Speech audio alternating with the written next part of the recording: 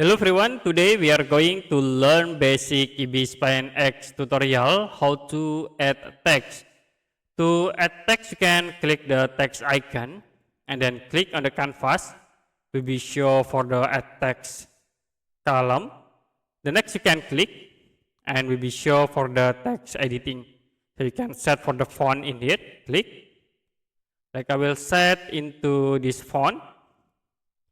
And then you can set for the alignment, center, click again for right, left, and I will use the center.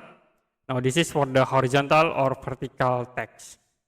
So I will click in it, you can type like Mufasuket. Okay, this is for the text, and then this is for the size. You can change size for the text. Style, you can set for the border or another option. This is for the color. And for background, you can click in here, you can add new background, and this is for the spacings between the word. And if you don't, you can click these icons to add text.